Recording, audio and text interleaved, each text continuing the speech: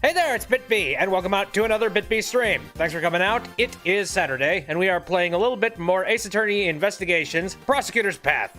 Again, I don't know if I have to say this every single time, but again, this is the fan translation of a game that was never released to the US.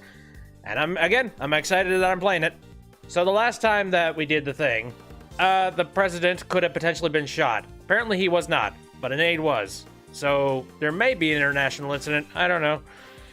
I suppose we'll see. But anyways, we're going to dive right back into that. I left it on kind of a really sad and kind of obnoxious cliffhanger, so I apologize. So let me just go ahead and dive over to that tab, and we will get this started. There we go. And grab the controller. There we go. I think the audio is set up like it was the last time. I'm currently working up some kind of a system where the audio is going to be consistently the exact same level for every single stream that I do. I don't know. It just, technical wise, I'm trying to make that a thing. As it stands, I've been doing a whole lot of like individual tinkering every single time I restarted. So yeah, apparently this thing was called Turnabout Target, and this is the end chapter. Oops. So perhaps, yeah, I kind of blue-balled the ever-loving hell out of this, didn't I? Oh, well. The death of the bodyguard, Ethan Rook, and the arrival of a Shelley D. Killer. A new development in this case has come to light. Under Knightley's direction, the door of the president's plane was opened. After the paramedics attending Mr. Rook left, we set foot inside the plane, one by one. Oh, dear. This ain't gonna be fun. March 25th, 4:15 p.m. President's plane office. Plane office. Great. Oh my, where would the president be? Who knows? Hiding under his desk, maybe? It seems he's just behind that door. Still a coward, I see. You think he'd just show himself in front of a hitman? Not a chance.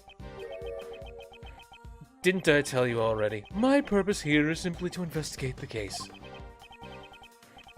Well then, Mr. Prosecutor, we await your examination of the body. Right. For now, I have no choice but to obey and continue the investigation. The rest is up to Detective Gumshoe. I'm counting on you. Heck of a lot of faith you are putting on that one individual. Especially considering who we're talking about. I'm going to try and consistently drink water as I'm doing this, by the way. I've noticed I've just been, like, ruining my throat every single stream. And maybe it's because I'm not drinking enough water as I'm doing it. Maybe. I don't know. Maybe it's the fact that I have the AC unit on and there's a lot less water in the air. That might be it. I mean, like, we're getting into the summer months. Anyway, it seems fine. I'm going to take this, and I'm going to put it over here, and I'm going to pop in my headphones. Oh, damn. Heavens to Betsy. There. Okay, good to go. The attempted assassination of the president became the murder of a bodyguard. Why are you laughing? Looks like you could use some help, Mr. Edgeworth. Well, I don't deny it, but, good God, that's actually really loud in my ears. Excuse me. Done. See? Exactly. If that's the case, then it can't be helped. Just leave it to the great thief, Kay Faraday. Right. So are you saying you can solve this case? Nope. Great. Said with such certainty. Instead, I'll stick to being your support. Right, let's get straight to the investigation. Well, let's see how it goes. We need to buy time for the police to prepare. I'll need to draw out this investigation for as long as I can. Right. Bluff till the cows come home. Okay. Let's just look at random shit inside the plane. How about that? 2 gas masks lay on the table, ready to protect against poison gas attacks. I feel like those should be better secured, but whatever. The president seems to be quite fearful of assassinations. So, this is the rumored gas mask. It's my first time seeing the real thing. rumored. Among the great thieves? No, the Jammin' Ninja, the children's program. During Princess Viola's wedding ceremony, the poison-tongued ninja Simon Kowal, I should stop listening to her so seriously. It never seems to pay off. Let's see, what's this stuff? It's an inflatable lifeboat with an oar sitting on top. Looks like it's ready to be used at any time. Hey, there's only one oar. Well, I guess you could try to paddle with your hands. Or you could, you know, intermix between left and right like a regular person, you crazy folk. Next to the riot shield, there's a canary in a cage. Ooh. Is that to test to see if there's noxious gas in the room? Oh, it's so cute! I want one to be my partner. Partner? Of course! It can help me open locks and do other odd jobs at the crime scene. A great thief should always use nature to her advantage. I've heard of canaries being used to detect poison gas. Don't tell me. Yep. We got this stuff over here. What is this? The internal and external views of the plane are being monitored by these monitors. Oh, why is one broken and why is there what appears to be a ball in it? I won't rest until I've inspected every suspicious-looking nook and cranny. Should I really look at every single one of these monitors? I feel like I shouldn't, but whatever. These monitors show the cockpit and the aircraft's exterior. There doesn't seem to be anything out of place. Okay, so nothing out of place. Well, what about interior? Okay, these monitors show the cockpit and the aircraft's exterior. Oh, yeah, I don't know a minute. What about this one? This monitor shows what's happening in this room. They've got some pretty good tech. Is that so? I don't know much about these types of things. It even captures the fine lines around your eyes, Mr. Edgeworth. Shut your trap. Oops, my bad. Those are the usual wrinkles on your forehead. Okay, is that all you wanted to say? Okay. Oh,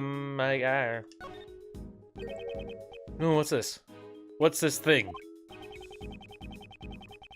Oh, that's the president's precious stuffed animal. I don't really get it, but it's some kind of keepsake. Don't touch it. Precious? That's unexpected. Hey, kinda looks like there's been a break-in. Indeed. The area it stands on does look a bit unnatural. Are those glass shards underneath the stuffed animal? In this unnatural empty space, perhaps... Was there another monitor here? And where is that hiding in here? And why would the president pull this thing out of the wall? Well, nothing happening over there. What about the door? The president is just beyond this door. This door... I'm getting a sense that it's challenging me. Okay, there's no need to feel challenged by a door. But look how big it is! All those electronic locks, it's challenging me to unlock it. Calm down and think it over. What is the purpose of a key? What is the purpose, to unlock treasure? That's right, to unlock treasure. I've lost you. Was that the right answer? I feel like you've only given her more incentive to unlock it. Anyways, let's talk with you then, shall we? Oh dear. No howdies and how you doing? Sorry. It ain't me, I'm just a journalist. All I wanted was a scoop. I never killed nobody. Well, you still haven't told us why you concealed the parka from us. Well, that's... because I thought y'all would get suspicious. Is that really the only reason? You gotta believe me, Mr. Prosecutor. I didn't do nothing. I won't tell you not to worry, but there's no need to be overly frightened. If you truly are innocent, I swear I will prove it. Yeah, my mentor does believe in me. For the last time, Miss Swift, I am not your mentor. Oh, yeah, I'm sorry, Mr. Prosecutor. You'll always be my second mentor. That's not quite what I meant. Dadgummit. Alright. Got stuff in the window over here. It's an assortment of protective gear from bulletproof vests to hazmat suits. Wow! There's even a spacesuit! In case this entire plane goes spaceborne? The president seems to be very protective of himself. But what happens if he gets shot, and then gets exposed to poison gas? And then on top of all that, he gets ejected in space. He would probably wear everything that you see here. That would be a sight to see. Okay, done that stuff. We haven't actually taken a direct look at his desk. A sturdy life preserver rests against the table. It is an essential life-saving tool. I suppose this is a precaution in case someone accidentally falls into the ocean. The ocean, huh? Hey, Mr. Edgeworth, how about we go together sometime? If you want to go, just go by yourself. Ah, don't be such a party pooper. Let's go visit the ocean. Think about the hot dogs and the shaved ice. It'll be delicious. You just want to go to the ocean to eat. And we could eat anywhere, madam. I won't rest until I've inspected every suspicious-looking nook and cranny. Well, we happen to have a vest here that's got a bullet in it. That's a heavy-looking vest. The president's clothes must be made from some special fabric. Indeed, it is to protect against bullets. Wow! It even does that? Naturally, this is a bulletproof vest after all. Note that down. Oh, so that's what it is. This is the first time I've seen one. You could have said something earlier. That really surprised me. Funny enough, like, I only recently learned, like, about a couple of years ago that bulletproof vests are only really good for one shot. If you get shot in any way, like, if you get shot any more than just once, a bulletproof vest is not great at taking multiples. And eventually it's going to fail, so it's not like you could put yourself in a ridiculous firefight. So video games where you see people that put on armor vests and it's like, oh, right, I'm good for at least 50 hits. No, you're not. It's a collection of colorful personal security alarms. They all seem to have been used before. The president, he sure is a nice guy. He bought these security alarms to protect his wife and kids. Then why would he leave them all here? It's obvious that they're for his own personal use. Objection! A single person can't carry that many security alarms. Because a person only has 2 hands, but pockets, madam, pockets. That objection is worth 0 points. Alright. So I see this thing. Well, first off, let's look at what this paperwork is. Are these some kind of official documents? I know it's a bit rude, but let's take a peek inside. Oh, hey! It's the placement setup. You must be able to repel any attack from the lake. The president is our top priority. Undercover agents keep an eye on the audience. Ooh, we had some undercover agents, apparently? I don't remember that being a thing. This seems to be a security plan. Oh, this looks like the one we found earlier in the trash can. Yes, it does. But what's this? Something seems out of place. Well, let's go ahead and take a look at the organizer real quick.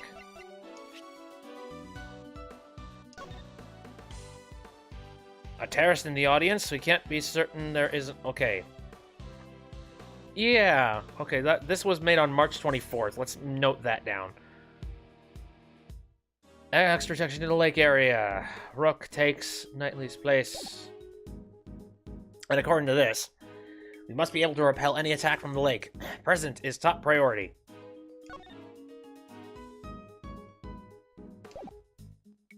Aha, and I also see that the Rook and Knight were swapped at one point.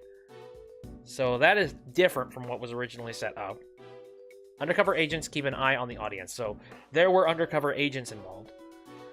I mean, there are several things that are very much different about this.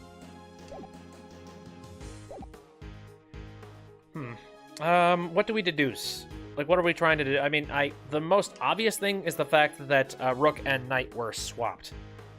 So I would say... How do I press the deduce button on this thing? I assume X? Yes. And I would say the security plans we currently have would be the thing to present. What's this? The details of the security plan were changed? You're right! Yeah, that's right. It was changed yesterday. President's orders. Why'd the sudden change? Because 2 days ago, the killer attacked the president. He disguised himself as a bodyguard. Rook was the first to notice. He'd already gotten close to the president. Rook managed to stop him just in the nick of time. Rook grabbed his left arm and twisted it. And then he fired one bullet square into his left arm. What were you doing at that time, Mr. Knightley? I was... If I remember correctly, the first person I took out that day was you. Oops! Was that a touchy subject?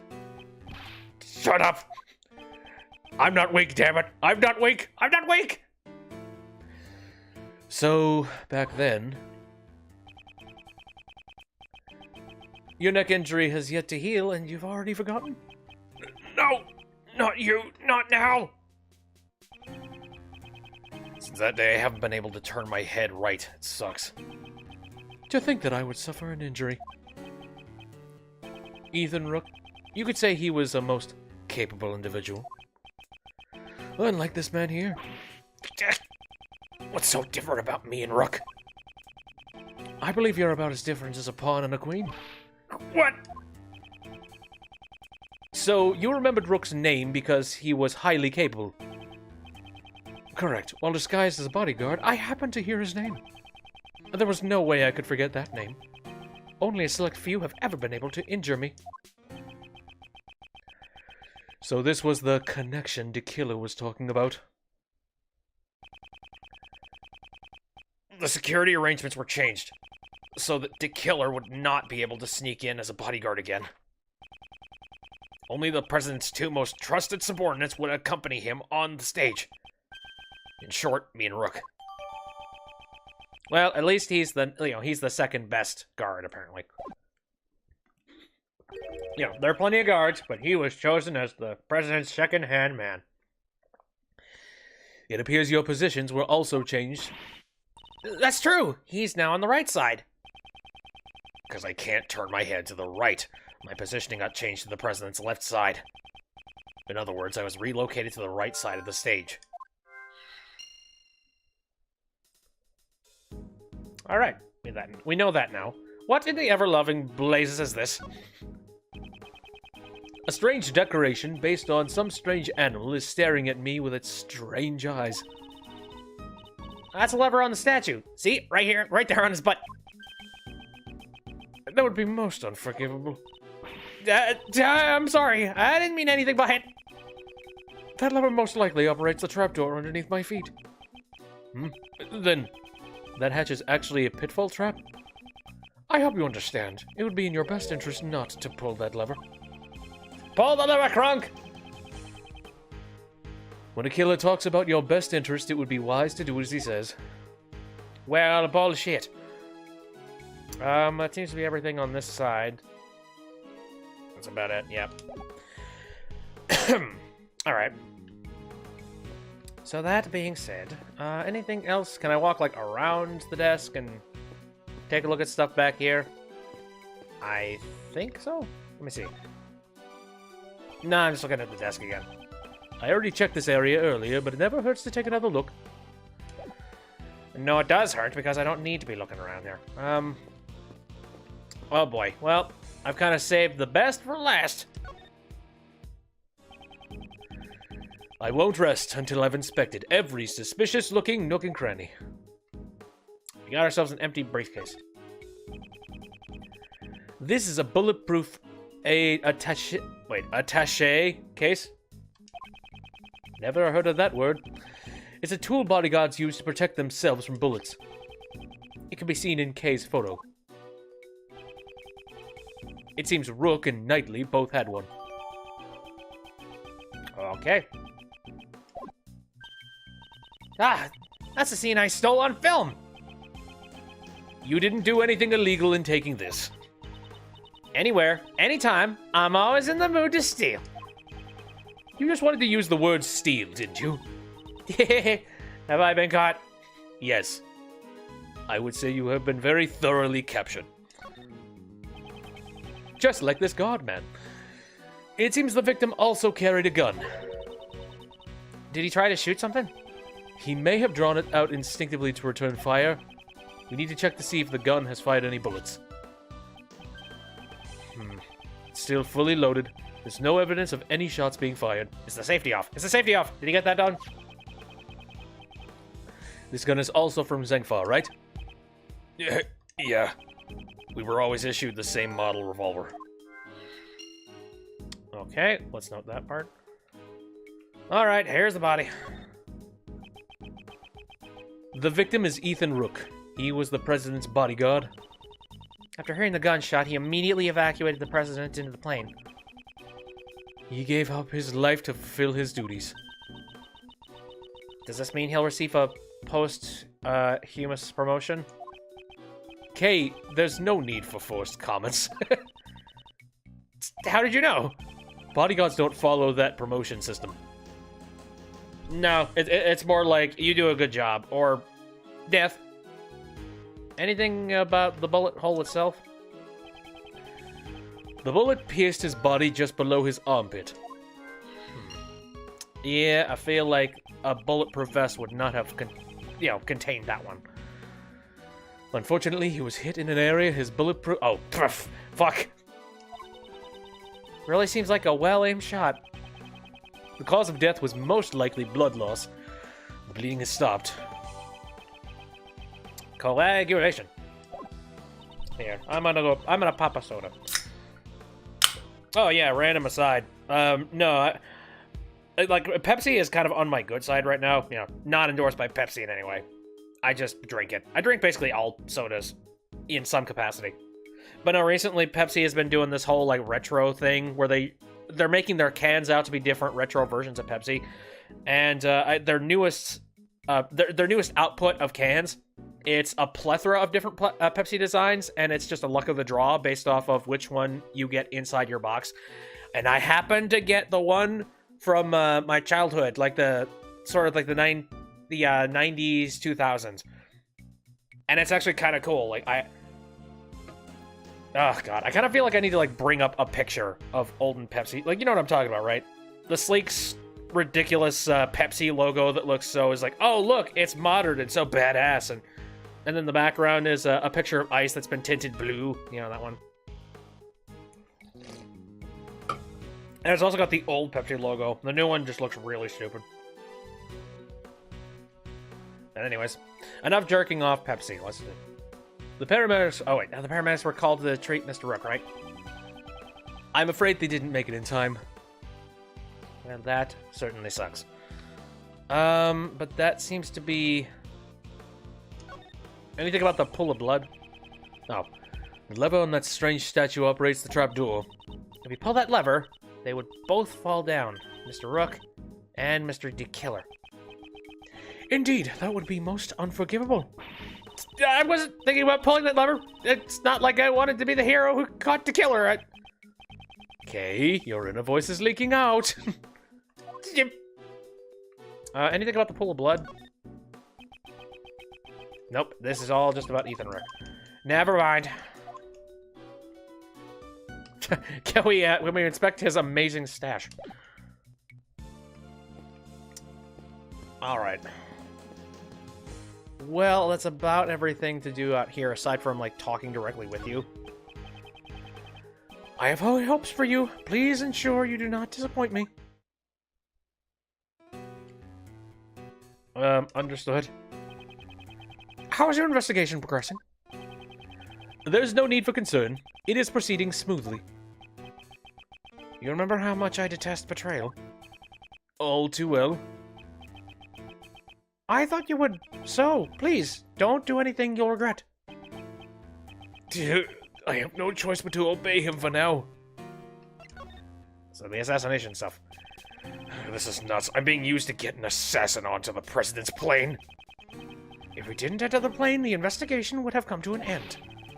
You're not fooling anyone. I know what you're after. I believe I've already said that my only interest is the nature of Rook's death. But what about the person who hired you to assassinate the president?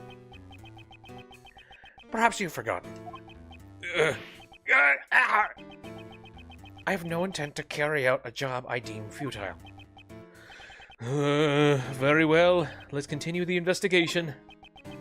Splendid. I have the utmost faith in your abilities, Mr. Prosecutor. Scumbag. Alright, well, I've got a whole bunch of evidence. I guess it's now time to piece it all together using logic. Oh my god, that's a lot of logic. Alright. Well, what the hell do I want to do first? So there was an assassination attempt. The president was targeted during his speech. This was likely a premeditated crime. Let's see. Knightley's head couldn't turn right. The plans were altered so he could stand on the right side. Okay, found trash near audience area. A gun that is prohibited in this country. Hasn't fired a single shot. Manufactured in Zhengfa. 6-shot revolver. I kind of wonder if maybe this 6-shot revolver is the same model as that one. So that would mean that the illegal gun would have had to have been used sort of pseudo-similarly within the exact same kind of country. I'm going to say that's what connects them. Yeah. Yes! These two guns, they're the exact same model. These guns came from Zhengfa. Alright then. Looks like all the bodyguards were provided with guns from Zhengfa. Indeed. Are those guns rare? No, not particularly. They're not easy to obtain domestically, but it isn't impossible either. What? I thought they might be a treasure! Yes. It's unfortunate. Mr. Edgeworth, are you talking about treasure? Not quite. If it was a rare model, it would have been easier to identify. Even evidence can become treasure. Ah, I see. Even during your investigations, you search for treasure. Well, I didn't quite say that. Okay, let's investigate. Where's the treasure? And suddenly she's motivated. Alright, that's done. The bullet that pierced through. But the bullet went straight through the victim's body. Where did it go? Well,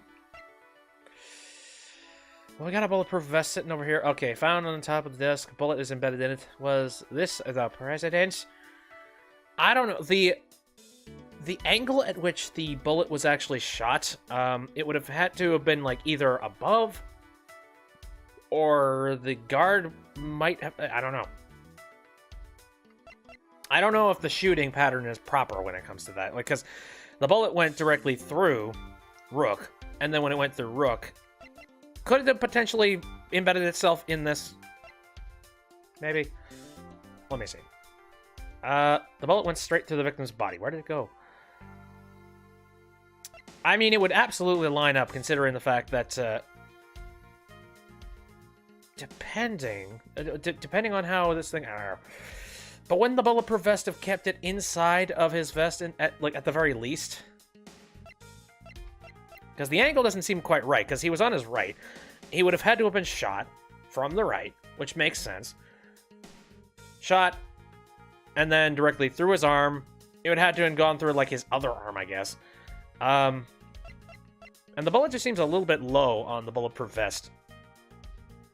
Then again, maybe I'm thinking too much into it. Where did it go? I think it is in the bulletproof vest.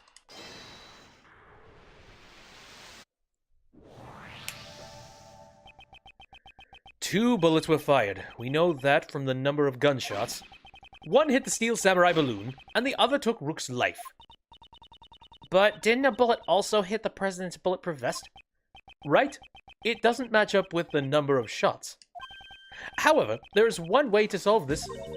One way? The bullet that stole Rook's life pierced through his body and then hit the vest. In other words, Rook and the president were hit by the same bullet. I see. That's right. It'd be dangerous if he hadn't worn that bulletproof vest. Is the president all right? Even while wearing a bulletproof vest, you can still get injured. Yeah, the bullet's impact can still fracture your bones. But don't worry, he's fine. The president's trained himself like no other. I mean, I've seen the man. He is like a lion. Maybe the president didn't even need a bulletproof vest? I think that might be pushing it. I'd like to examine the bullet. There's a chance there may still be ballistic markings. Ballistic markings? What's that? Ballistic markings are always left on a bullet. Each gun leaves a different marking. So if we examine the ballistic markings, we'll know which gun the bullet was fired from. You could say that they're like a gun's fingerprints. Ah, I get it now. Let's investigate right away. I think that'd be difficult. The bullet was completely flattened when it hit the bulletproof vest. There's no way you can investigate the ballistic markings. What? I wanted to investigate them. All right, well, let's just go ahead and note that one. Completely flattened bullet. Now then, I've grown weary of this investigation. Still no sign of Detective Gumshoe. Mr. Prosecutor, have you uncovered the truth yet? No, not yet. I see. In that case, would you like to speak with someone who is involved in the incident? Someone involved in the incident? How much power do you have? Do you just have people on the backlog and you just, like, walk through the plane's enters or something? You mean... Is there not one more witness? Just behind those doors? Oh. I see. That's going to be hard to do, sir. Of course, the president himself. Well, Mr. Prosecutor, please do the honors and summon the witness here. There's no chance in hell I'm letting that happen. You think you could just summon the president like a witness in court? Mr. President, I'm sure you are watching all of this through your security cameras. Would you kindly grace us with your presence? That is, if you value your bodyguard's life. Oh, crap. He's getting everything he wants.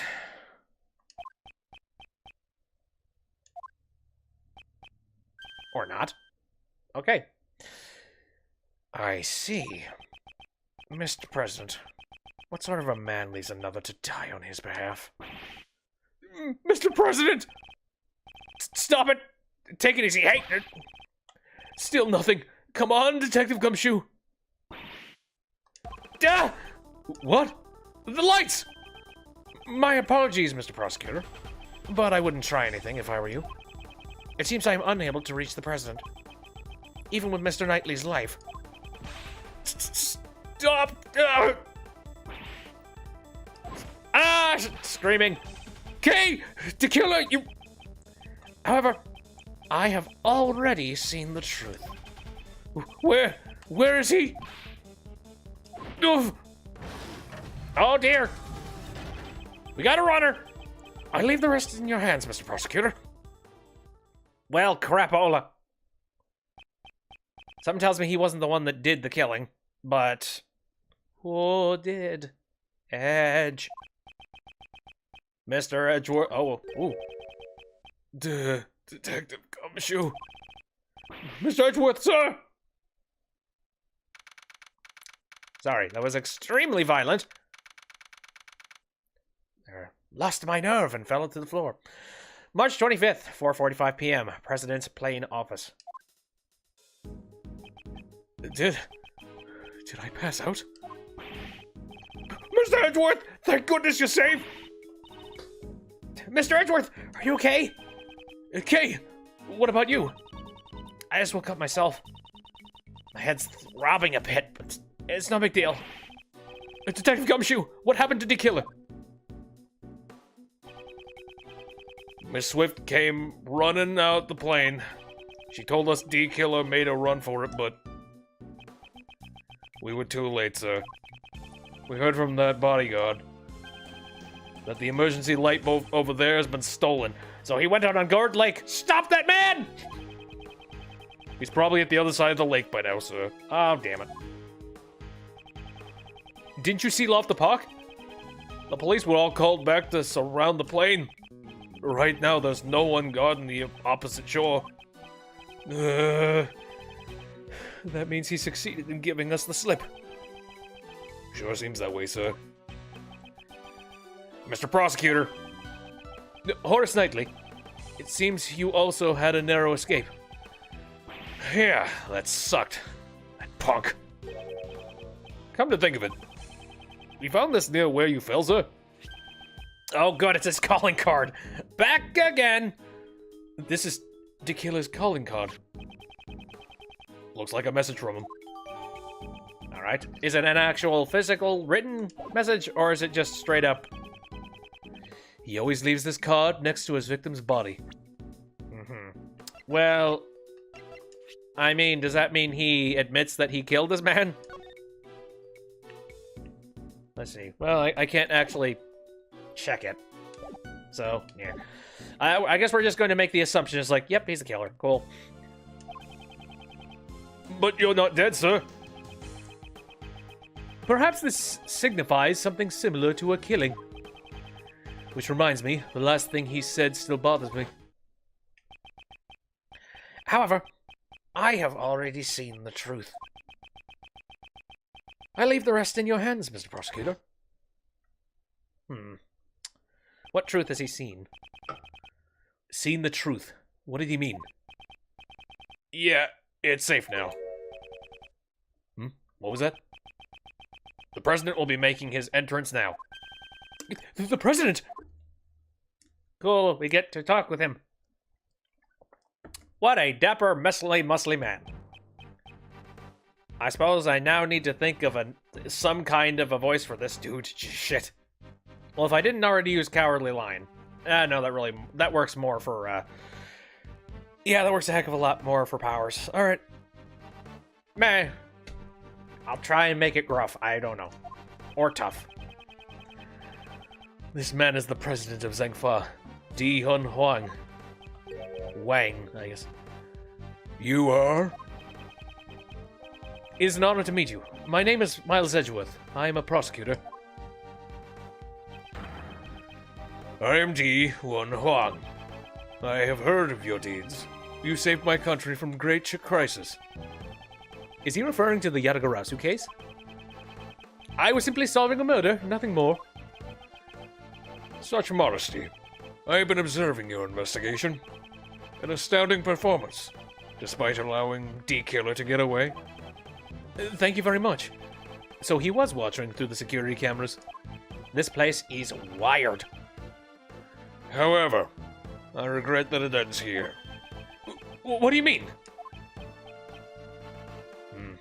Yep, does not trust Americans. You stupid Americans.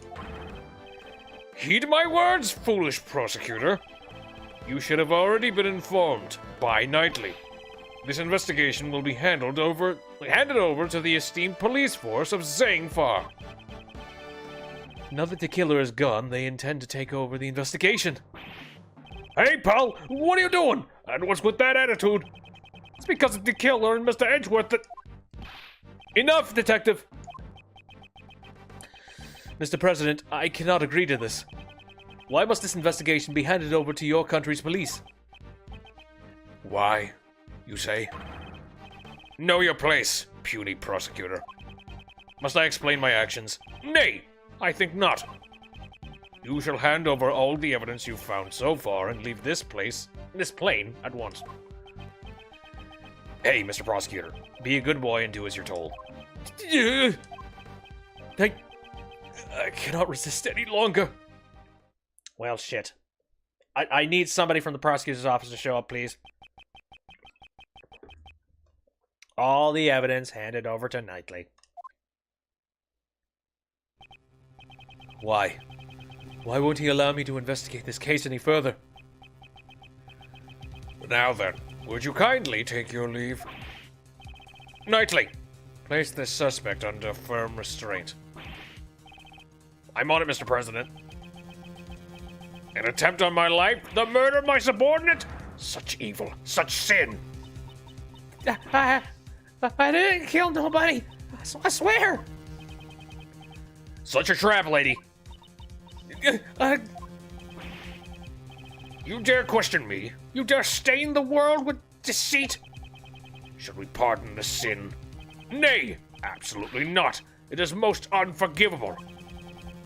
My reason being, there's no mistake.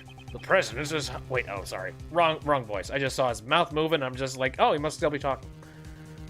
Okay, I guess he is kind of yammering, and I'm thinking. There's no mistake. The president is hiding something. If I turn back now, the truth will be lost forever. Oh, dear. And I certainly don't want that to happen. I don't know why I'm saving. I'm just like, this seems like a good time.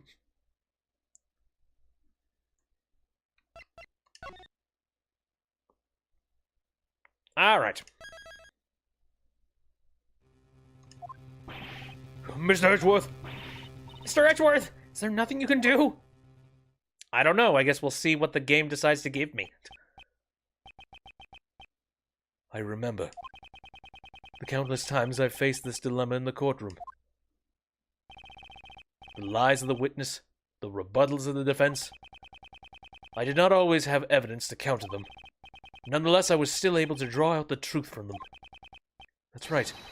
My words alone are my weapons. Hello, Mario. It's go time. Aha! Chess game. Now then, let's analyze the situation. He's a bit peeved. Leave this place at once. This is a direct order from the president himself. He's not even listening. Any rebuttal I give, he cuts off. When he has that forceful attitude, I'll need to watch the situation carefully. My opponent is the president of Zengfa. I don't think he'll show any weakness easily. His words may be overbearing, but I need not be intimidated. If I observe his behavior closely, I should be able to read his emotions. First, I'll start by asking about his reasons for taking over the investigation. Now let's begin. A good opening line will put me at an advantage. Logic, chess! Please allow me to confirm something about the investigation. Nay, I don't recall granting your permission to speak. Oh, really? I am the president of Zengfa. You shall not speak back to me. I'm not talking back. I'm simply asking for confirmation. This investigation will be taken over by the police of your country. Is that correct? Exactly. That is all I will say. Restrain yourself from making any more unnecessary comments. Still kind of pissed. I'm just going to let him rattle off. That's enough. Being on this plane is tantamount to being on my country's soil. You cannot do as you please. This plane? I mean, it's not exactly on your turf, sir. Is there something significant about this plane? I should remember this clue. All right. I'd like you to explain your reasons for depriving us of our rights to investigate. You impudent fool! Hold your tongue! There's no reason. That should be enough for an explanation for you. Perhaps that clue may be useful here. Gathering from what you said so far, does that forceful attitude of yours have some connection to this place? You insolent! Earlier you said that being on this plane is like being on your country's soil. From those words I was able to deduce the answer, namely, that is, you wish to claim extraterritorial rights inside this plane. Am I correct? And that doesn't necessarily work. That's enough! I shall brook no insolence! Just let him keep talking. If you have nothing to say, begone! You're wasting my time. It seems I should have been a bit more decisive there. Hey, it was being pretty pissed. I must not be intimidated by his words. If I observe his behavior closely, I should be able to read his emotions. All right, let's try that again.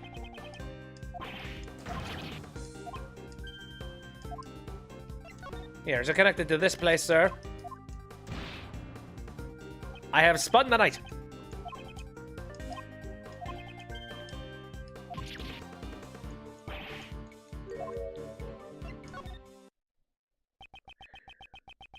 Your words are forceful, but I cannot overlook them. The moment I mentioned extraterritorial rights, your face grew pale. Hurrah!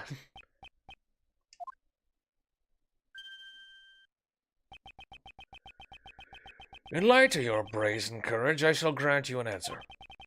That's right! I am claiming extraterritorial rights inside this plane. However, what does that change? You are still powerless. There's nothing you can do about it. I see. Under international law, the plane would be considered part of Zangfa. How convenient. If he wishes to stake this claim, then I shall question its validity. I mean, in a very major way, that is absolutely not the case. Like, if you've got all of the paperwork and everything... See, I don't know. I don't really know much about law, but at the end of the day, I don't really think a plane actually counts as being a part of a specific territory, depending on which denomination it... I don't know, whichever place it comes from. It just seems a little bit iffy. The next move will decide the outcome. He may be the president, but there is a hole in his logic. Let me break it wide open.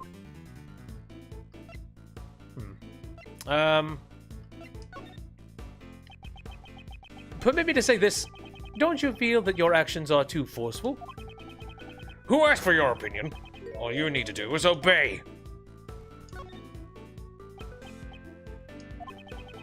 Forceful is the wrong word. It is authority, leadership. So you arrested Miss Swift because you felt you had the authority to do so? Yes, that girl is a criminal. There's no room for dispute.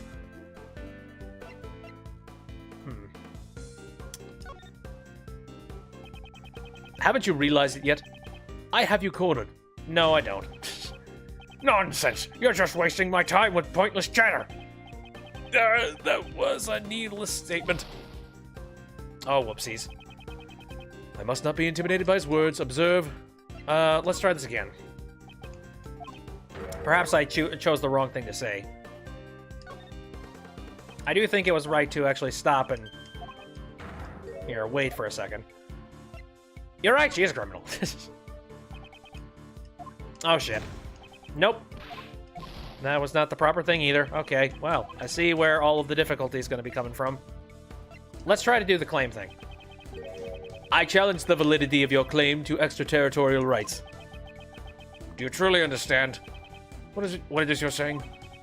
Of course, and I stand by it. You dare doubt my words? You have no shame!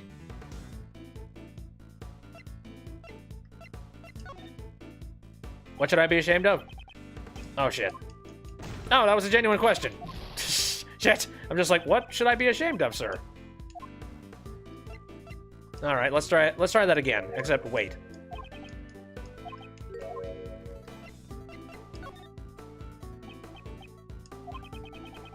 Such irredeemable ignorance. It troubles me greatly. There's no need to worry.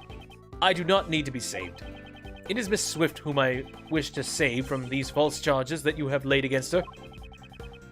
I admire your tenacity. However, your wish is unobtainable. The extraterritoriality laws is unshakable. This plane is Zangfa territory. I don't have enough clues to proceed with this line of questioning. I should try another line of attack.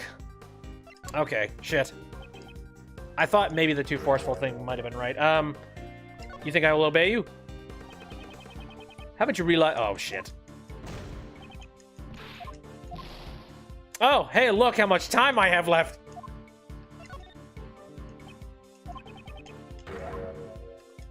Ah, shit. I've heard enough! Leave now before I order my men to show you out. Confound it! I think I might be able to do it again, though. Let's see. Yep. I can't give up now. I have to stand my ground. Wow. Not much of a penalty unless I was hinging on death there. Let's try this again. Right. I feel like I need to find some information in here somewhere.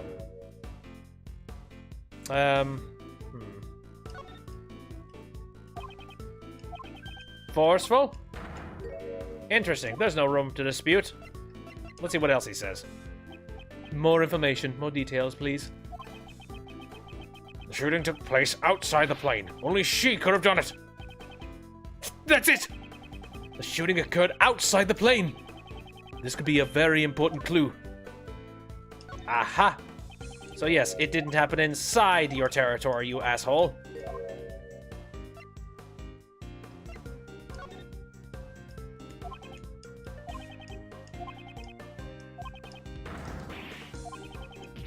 Okay.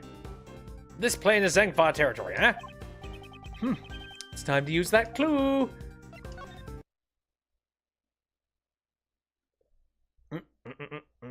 Indeed.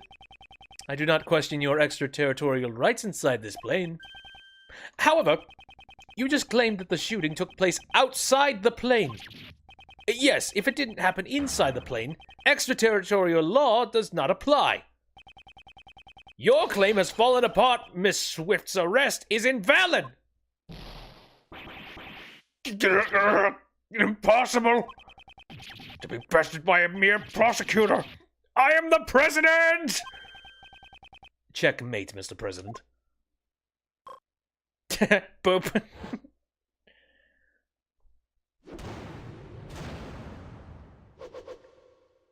Well done, so. I don't know, he was a pretty easy nut to crack. I feel like I'm gonna run into... Yeah, D-Killer. I feel like I'm gonna run into D-Killer again and play chess with him. That's going to suck.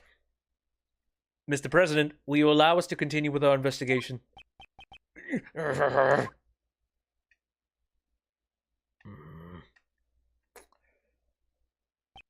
I yield. I will allow it. My heart is generous. My heart is tolerant and merciful. Therefore, as such, certainly, thus we shall. It is our duty, for our most noble cause. Gentlemen, now is the time. I, the President of Zengfa, for the sake of the investigation. This guy sure likes beating around the bush. He's a politician, that's how it works. Knightley, we have received the President's permission. Could you return our evidence? Here. Knightley returned all the evidence. You did it, Mr. Edgeworth! Indeed. Now we can resume the investigation. It's funny how happy you are just because I gave you your precious pieces back. Now let's see how well you use them. Pay attention then. Here's my next move. Mr. President, may I make one more request of you? Would you please testify about the moment of the incident? Testify? Hey, hold on a second. That's your next move? Isn't that the sort of thing you'd leave to the courts? Naturally, it's a courtroom procedure. However, I'd still like to hear what he has to say. If he refuses to cooperate with the investigation, he will have to give a clear reason. That's... Is there something wrong? He's calm. Knightley, stand down. I shall grant the Honorable Prosecutor's request. I thank you for your cooperation. Now heed my words. Alright, what happened from your perspective? Where I was when the incident occurred. Ah, yes, the stage. Then, Rook and Knightley suddenly appeared and stood in front of me. After that, I heard a gunshot and a red balloon bursting. And so, those two attempted to escape me into the plane. Escort, rather. But then, the second gunshot. The bullet pierced through Rook's body and struck my bulletproof vest. If that's the case, then the president's a victim too, right? It was an assassination attempt. Mr. Rook just happened to get caught up in it, unfortunately. But isn't it strange? Why would the victim want to interrupt the investigation? Of course, if this becomes public, it would cause problems. Oh, I see. There's still some deep, dark secret behind this case, right? Certainly the President, and perhaps Knightley, too, know of this secret. Without fail, I shall reveal it for all to see. I'm not entirely sure what secret we're talking about, but alright. Time to press stuff. Where was I when the incident occurred? Oh, yes, the stage. Are you aware of just how serious this incident is? You naive man! Did you think I would be perturbed by that question? Of course, I'm well aware that a coward attempted to shoot me. At the time, I was on the stage delivering my speech. Then, Rook and Knightley suddenly appeared and stood in front of me. Did you realize there was a shooter when they appeared in front of you? What was I doing at that time? Yes, the speech. During my speech, I was in a euphoric state. I know the word, it's just I wasn't expecting euphoric at this point in time. A state of nothingness and enlightenment. So, you got nervous and you blanked out. Nay, I have not forgotten a single occurrence that transpired during my speech. When Rook and Knightley appeared in front of me, I was surprised. After that, I heard a gunshot and a red balloon bursting. A red balloon? You try my patience, Prosecutor. That was not my intention. I just wanted to make sure your recollections are reliable. There were balloons on both sides of the stage, swelling red in the cloudy sky, as laid out in the security plan. The security plans. Oh, the one from the bag. Really? What plans and where balloons? Interesting. This is the old one. But what about the new one? Do I have the new one sitting around? I'm not sure if I do. No, it doesn't look like I have the new one in here. And I can't... Oh, wait. No, I can skip between the two of them from here. Okay. This is the crap one. Oh, and this is the old one. This is the brand new one. Okay. Oh. Interesting. Yes. I don't see anything about balloons. Alright. They stepped in front of me just before the balloon burst. And so those two attempted to escort me to the plane. Attempted to escort you? What actually happened? That's right, attempted. Rook and Knightley raised their attaché's cases. That's the moment shown in case photo. They led me towards the plane. But then the second gunshot. What happened after the second gunshot? Pitiful prosecutor, if you don't know that much, you're not fit for duty. What's that supposed to mean? I grow weary of needless repetition. It should be quite obvious. Even you should know the path of the second bullet. The bullets pierced through Rook's body and struck my bulletproof vest. That would make sense. When the bullet hit, what condition was the victim in? Oh, he was truly a man among men. Still groaning from the bullet's impact, he grabbed hold of me and dashed into the plane. So you entered the plane along with the victim? I am to be protected. Rook was to protect me. That was his role. He speaks firmly, but it feels like he's just dodging the question, sir. He's a president. That's to be expected. There doesn't seem to be anything out of place.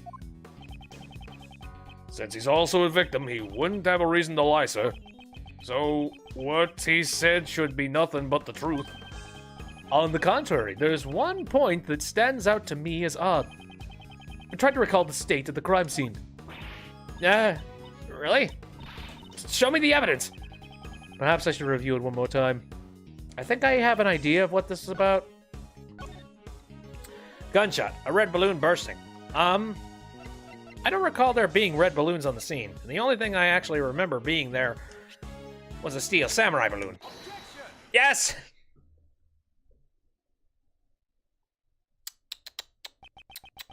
You are not a true fan. A red balloon burst. I'm afraid that's not the case. What? Please, have a look at this piece of evidence. Can you see what has burst? This is... What exactly? Yeah, you bastard. It's a symbol. It's a saint. It's the Steel Samurai, warrior of Neo-O Tokyo. You do well to remember it. If you wish to win the support of the nation's people. I don't think it's that big a deal. Don't forget the rival show, the Jammin' Ninja. Irrelevant, madam. Irrelevant. The balloon that was ruptured by the bullet was no ordinary red balloon. It was a Steel Samurai balloon. Does that change anything? I don't know if it does. But according to the plans, there should have been 2 red balloons. Screw the Jammin' Ninja. There. Says so right here in the security plan. Where? I'm trying to find it exactly. Was it just like the circles? Certainly looks like there are only 2 round balloons drawn here. Knightley, what's the meaning of this? Explain at once. Yes, sir. That Steel Samurai balloon was a last-minute replacement. Replacement? That's what we were told. Seems that information didn't make it to the president. We ran into a little trouble during setup last night. One of the balloons that we had prepared burst. So you scrambled to find a replacement? Exactly. We just happened to run into a guy manning a stand in the park. And he doesn't really need those balloons all that much, although it does bring in customers. He said he'd lend us the Steel Samurai balloon. He was, kind of a poser. A stand, a Steel Samurai balloon, and a poser? Ghiblies. We pumped air into the red samurai pants to create a makeshift balloon. Ah, I see. So the Steel Samurai balloon looked just like an ordinary red balloon. Is that what you meant? Knightley, why was I not informed of this? You know it is. Oh, I know. Sir, I'm terribly sorry. I didn't think it was important enough to report. Couldn't you tell by just looking at it? I did not notice it. So he mistook the Steel Samurai's pants for an ordinary balloon. Was there a reason why you made that mistake? Oh, What now? a moment, please. I just remembered now. I could not see the balloon very well. You couldn't see it. Exactly. At the time, the wind was strong. Flags on the stage were fluttering wildly, and they obstructed my view. The flags? Oh, well, no. Because you would have been able to see the one on the... Well, wait, what type of balloon was on the left? If one of them was not the Steel Samurai, and like the one on the right was, then he might have a point. Did you not see the flags that were set up on both sides of the stage? Due to the strong winds... Oh, okay, and now they're aflutter. Thank you! Due to the strong winds, they were waving about, just like this. Whoop, whoop, whoop, whoop, whoop. Wacky, waving, inflatable, arm, flailing tube man. So a strong wind was blowing at the time of the incident. The flags were fluttering wildly. Is there a problem with that? I don't know. Let's take a look at my evidence, shall I? Well, I'm trying to take a gander at some of the things around here. What would be blowing around if any of these pictures were... I can kind of see the... Actually, I think I might know the problem here. Because... Yeah, because the shooter, if the flags were fluttering wildly, then that means they wouldn't be getting blocked. Or, the flag wouldn't have been blocking the balloon, and by that extension, the flag wouldn't have been shot. That's the thing. Yeah, there's a problem. President Wang, you have my gratitude. Your testimony has helped uncover a new contradiction. Contradiction, you say? Yes, one that turns the very foundation of this case on its head. During my investigation, there was no wind at the crime scene, so the flags remained still. However, the flags were actually fluttering in the strong wind. This completely changes the meaning of that piece of evidence. Which evidence contradicts the state of the crime? I think the thing that contradicts, if it's sitting here somewhere. let me just think about, like, okay, the logistics of what I am trying to think here. I believe it would have to be the bullet's trajectory, considering now the bullet would have been shot from a different location. The gunshot rang out during the president's speech. The bullet struck the balloon and also pierced through the national flag. I'd previously deduced the bullet's trajectory using these facts. The assassin fired the bullet from the left side of the audience area. However, if the flags were fluttering about like so, my reasoning changes. Yeah, since the flag's position has changed. Correct. The bullet's trajectory must also change. And if we trace the trajectory of the bullet, we can tell who fired the shot. But Mr. Edgeworth, that person is... Indeed. I still don't understand why. However, it can be none other than him. By tracing the bullet's path, who was the person who fired the gun? Well, the only person... I think there's a little bit of slowdown happening with the game, because I can hear the music going like... Couldn't have been Nicole, since she was in the audience at the time. Not okay. I mean, the very easy and obvious choice would have to be Shelly. Gumshoe! No. You did gumshoe. Exactly. Alright. The bullet's trajectory points to this person. So the murder weapon was not a gun, but a boomerang? That's it. With that kind of trajectory, it could only have been a boomerang. Well then, Prosecutor, show us the murder weapon. You really get something like that. Oh, balls. Okay, so it wasn't. Crap. So wait a minute. Who would have had to have been the killer at that stage?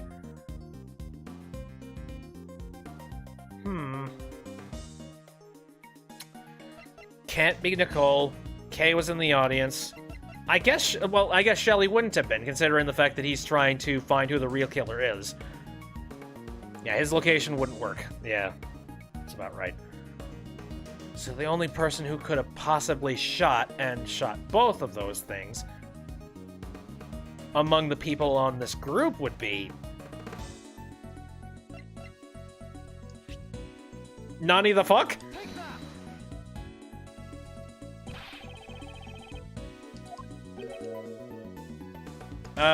Okay, nope, I think I'm thinking about this all wrong. Certainly hope it wouldn't have been Gumshoe. Who was the oh my god. Wait a minute. Okay. Horace?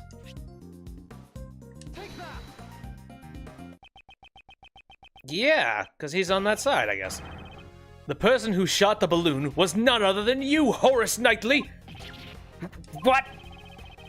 Connect the bullet holes in the balloon and the flag, and the line points to you. Oh dear. But that guy's one of the president's bodyguards! Why would he have shot the steel samurai balloon, sir? Preposterous. I agree with the detective. There's no reason. Are you saying Knightley, who has saved my life on numerous occasions, is an assassin? Prosecutor Edgeworth, I've had it up to here with you. My job is to protect the president. Knightley, control yourself. Sorry, sir. Prosecutor, indeed. The wind was strong during my speech. However, the wind's strength can change very quickly. Evidence. Show us evidence that the flag was flying the moment of the gunshot. The gunshot occurred the moment the president raised his fist to the sky. The evidence that shows the moment is... Do I have something that shows the state of the flag? Absolutely I do! Because I saw the picture. The evidence is in this photo. Interesting. And where in this photo exactly? Proof that the flag was flying in this photo is... Herps. Don't you see? The fluttering flag can be seen in this photo. No! There's no mistaking that the flags were flying at the moment of the incident. So then, it really was that guy who shot the balloon? That would mean Mr. Knightley is the assassin! Horace Knightley is... I think I'm just gonna save here. Something tells me he's not. I'm having a hard time seeing, like, why the heck would somebody actively go and assassinate somebody like that? I mean, he made a very good proof of that. So, let's... He can't be. Not the assassin! Horace Knightley is not the assassin. The only thing he shot was a balloon on the opposite side of the president. He wasn't aiming at the president. Why then? Why was it necessary for me to do a thing like that? Depending on your answer, I might take aim at your pretty little head. Don't you actually cause some horrible manslaughter because of this, okay? Why was it necessary? I presume the reason is connected to the one thing that felt out of place. The one who shot the balloon was the president's bodyguard, Knightley. That fact will change the entire viewpoint of this case. Knightley shot the balloon. Knightley's position. The president was targeted during his speech. I feel like there's some insider information about this particular crime, and they knew that it was going to happen. So how do I go about saying that? Or maybe I should just like focus on trying to connect two and two together.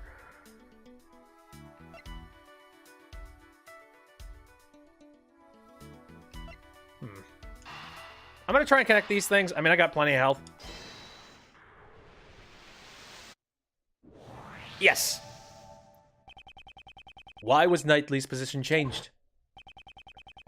Because I can't turn my head to the right. My position got changed to the president's left side. In other words, I was relocated to the right side of the stage. Was that really the only reason? If the plans had not changed, and Knightley remained on the left side of the stage, Knightley can't turn his head to the right. Would he have been able to aim at the balloon on the left side of the stage? Perhaps the security plans were altered so that Knightley could shoot the balloon. If that's the case... What's this? The details of the security plans were changed? Yeah, that's right. It was changed yesterday. President's orders. Security plans were changed on the president's orders. Yep. President knew he was going to be assassinated today.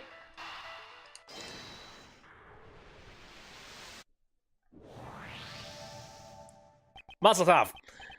In other words, the president knew about the balloon being shot. He knew about the attempt on his own life.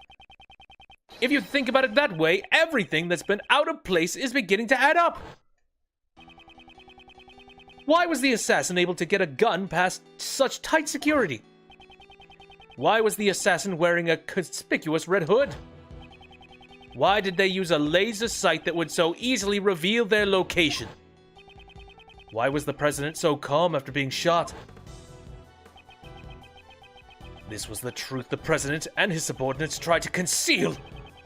There can only be one reason why Knightley fired the gun. The entire assassination was a setup.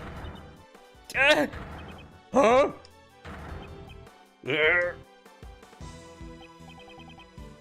How dare you? Do you seriously understand what you're implying with this? Of course I understand. In fact, now I understand everything. Mr. President, you wish to take the investigation's rights from me? That was also you could conceal the real truth. How dare you mock me with these spurious allegations? Mock you? That was not my intention. I simply used logic to uncover the truth. That is all. Knightley fired the first shot in order to rupture the balloon.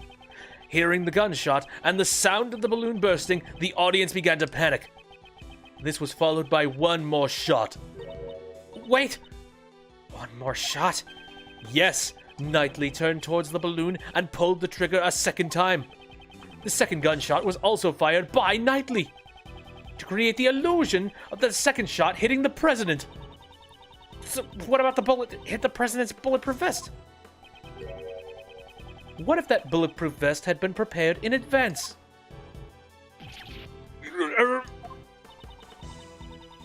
What's the matter, Mr. President? Afraid to face a little bullet? Oh boy. We're knocking a lot of walls down. That's not true. I was definitely shot. If we examine the bullet in your vest, it would answer the question for us. Will we find Rook's blood on that bullet? But the person in the red hood who shot me in that photo... Weren't you listening, Mr. President? From the bullet's trajectory, the one who fired the shot must have been Knightley. Then Nicole. She too was part of the president's plan. She was to bear the blame and become the false assassin. The red hooded figure. I'm getting a lot of lines messed up today. Exactly. I don't know how much of the plan Miss Swift knew beforehand. However, she didn't fire the gun. All she did was aim the laser pointer at the president's head. That's right. Why did you agree to this? Holy shit. Once the crowd began to panic, you would turn your parka inside out, and thus the red-hooded figure vanished. After that, you discarded the gun and security plan in the trash, and the illusion of the assassin vanishing like a ghost was complete. And with the assassin gone, the case would go unsolved, pal. Yes, that was what he hoped for. That's why he wouldn't let Mr. Edgeworth investigate the case. Exactly. All of this was an asinine publicity stunt from a lying president! But you...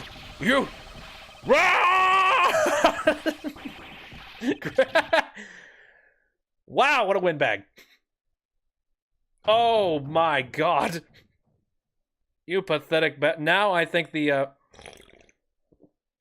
feel like the Cowardly Lion thing would work now, but nah, never. You were wrong. Hey. He revealed his true form. The assassination is a lie, isn't it? The chief, why did he have to pick you? This should not have happened. Objection. Oh! Hello, nice voice acting.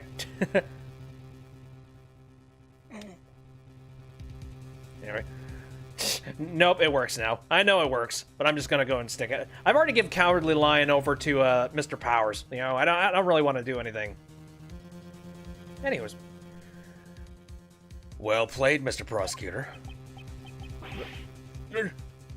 Knightley? I am speaking with the president now, thank you very much. Oh no! You're a chess player. You know knights always strive to protect their king.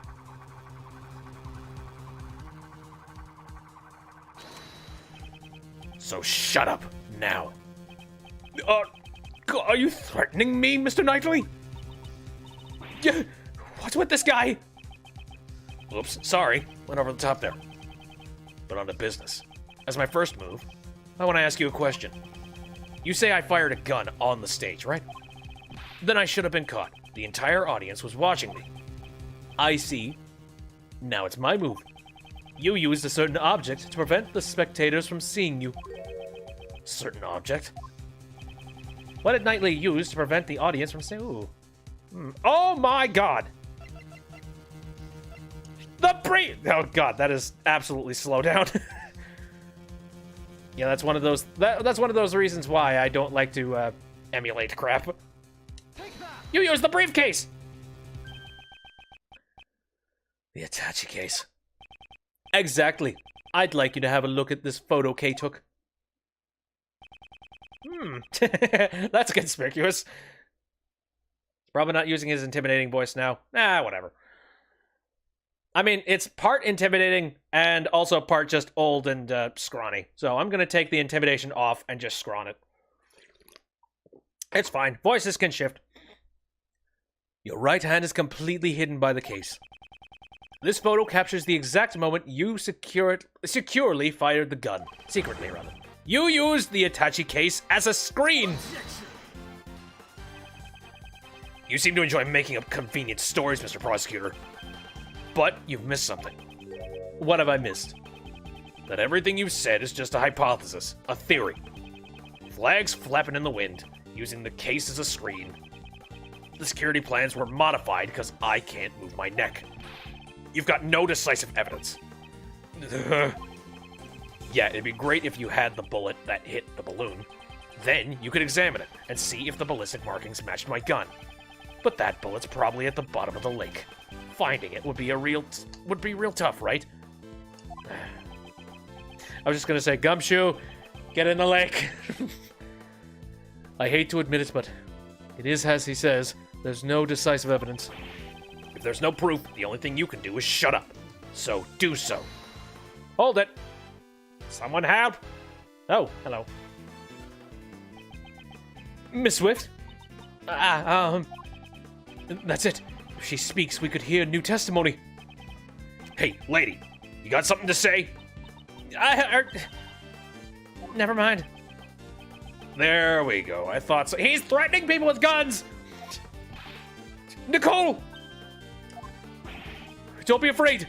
The truth will escape if you let this man intimidate you. You're a reporter. A journalist, are you not? I will not remain silent! You better consider your position. Use your head before saying something you'll regret.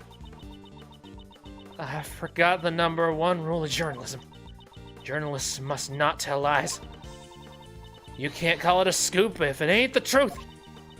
Mr. Edgeworth, I'm sorry. I've been hiding this the whole time. This is a laser pointer.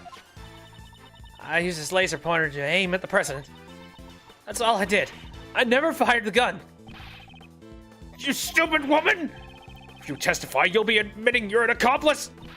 I don't care. I'm gonna tell him everything. 3 days ago, I was covering an event at the Zengfa embassy. Then, some of the president's men called me over. They said if I cooperated, I'd get an exclusive interview with the president. And the gun in the trash? I really don't know. All I was told was to come wearing a red hood and to aim the laser pointer. I never thought it would snowball into all this. I'm really, truly sorry. Nicole, thank you. That was a testimony worthy of a courtroom. This is sufficient testimony to verify the fake assassinations plot. Damn you! The lot of you! You're all a bunch of mindless morons! It's a shame. If only you had been able to usurp the investigation as planned. You would have been able to silence this young lady. Blast! So tomorrow's headlines now read, "Fake assassination plan exposed, becomes a murderer." Right? I can't believe that you'd do something this horrible, pal. I admit nothing. Oh. Oh, hello, sad lion. The president? Knightley, that's enough. We have no choice but to admit it. So, Mr. President, you admit that you planned a fake assassination? Yes, I admit it. I'm sorry. Why? Why'd you have to do this? My approval ratings in Zengfa have fallen. I wanted to appeal to them as a strong president who survived an assassination. But in the end, it was just a lie. A stupid lie. And the bullet in the bulletproof vest? Prepared earlier, but is not fired today. Cool. But what about Mr. DeKiller? Seems our plan was leaked. Someone wanted to make the fake assassination real. That's why DeKiller wore the red raincoat. He would impersonate the culprit from the plan in order to approach the president. But there's still one thing I don't understand. What's that? Why did Rook die? His death was not a part of the charade, and yet it really happened. Yes. Why was his life taken? Ethan was an outstanding bodyguard. Even though he wasn't from my country, he had my utmost trust. I wouldn't think that having the trust of a cowardly president meant that much, honestly. Hey, that's the same sort of bond between me and Miss Edgeworth, pal. I wouldn't put it that way. Did Rook know of your plan? Not the exact details. I asked him to cooperate, and he refused. You should have listened to his advice. Yes, indeed. I wouldn't have done all this if I'd known. You're being too dramatic. What? Rook was just one piece of the president's defense. Knightley, that's... And it's not as if he cooperated with your plan. I did. He ran away, taking whatever dignity he had left with him. Good riddance. I know you're a valuable bodyguard, but still... I don't have time for this, sir. I'm the team leader now. There's going to be a lot of chances now that the chicken's gone. After all, adaptation is the most important principle in chess. I knew you always wanted to be the team leader, but isn't this a bit imprudent? I will orchestrate even more perfect plans, just like this one. It's not perfect. I busted it. You definitely have ambition. But wasn't your perfect plan today a failure? If it weren't for you and that idiot Rook, it would have been perfect. What did Rook do? If he hadn't died, the killer wouldn't have threatened me. And you wouldn't have set foot in this plane.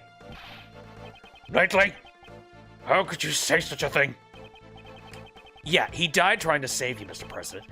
Maybe he fulfilled his lifelong ambition. He died protecting the president? But the assassination was fake, right? Of course it was, but you need to listen closer, little girl. Remember the guy who wanted to make the fake assassination real? There were 2 gunshots at the time of the incident. The first, as you said, I shot the bullet. But the second one wasn't me. Oh, shot the balloon, I think that was what I said. Whatever. Means the same thing. So who fired the second shot? The real assassin. But it wasn't D. Killer. He intended to attack the president with a knife, not a gun. This is a president that is trying to be killed on all sides. Holy crap. The lucky winner was the hidden queen. Or should I say, the lady in the coat over there. You're accusing Nicole, pal? I ain't no assassin. Really? I don't believe you. The gun that was left in the trash. That was yours, right? But it's not a gun that you can get very easily in the States. Will that be good for that one? I shot the balloon and entered the plane with Rook and the president. Rook waited in the cabin while I led the president into the security room. When I came out, Rook was already on the ground. The bullet that lady fired must have hit him while we escorted the president to the plane. The shot was fired from the gun you found in the trash. So you're saying you don't know exactly when the victim was shot? A knight's job isn't to protect the Rook. It's to protect the king. What he's trying to say is that his job was to protect the president only. It's over if you lose the king. Checkmate. That's the first rule of chess. If you let your pieces get taken right in front of you, you're not likely to win. But I did win! Look, the president is safe! Don't claim victory when the game has only just begun. Right. Let's break down this asshole. First, though, I will save, because I haven't done that in a long time. Boink.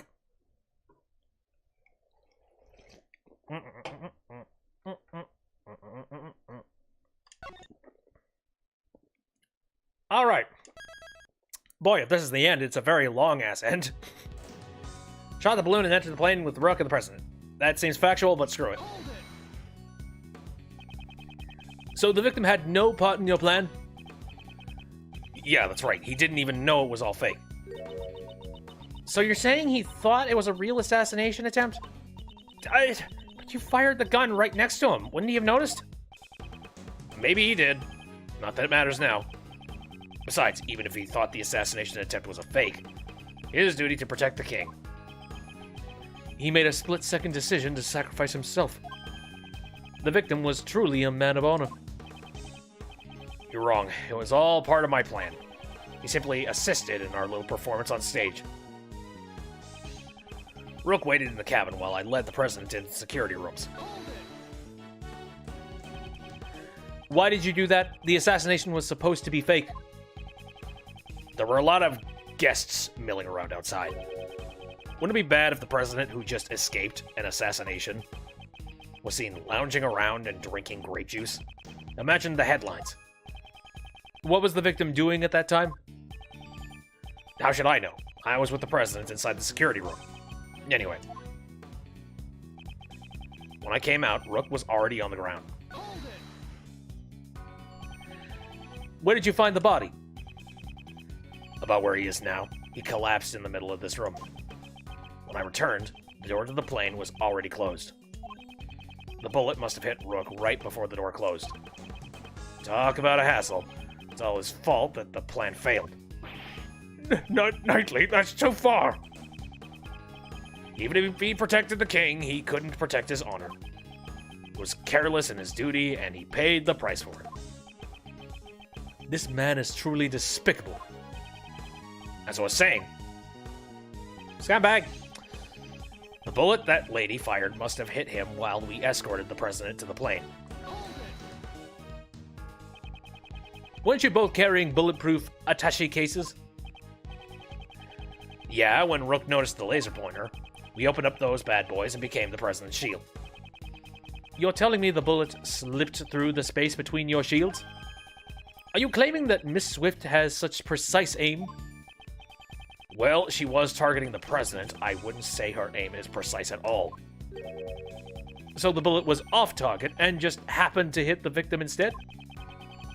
Through the tiny gap between his bulletproof vest and case? I don't want to believe it either, but they say the truth is stranger than fiction. Rook was hit by a 1 in a million shot, and you have the evidence to prove it. The shot was fired from the gun you found in the trash. Really? So the second shot wasn't part of your plan? That's right. She did that on her own. If you think about it, wasn't she desperate for a scoop?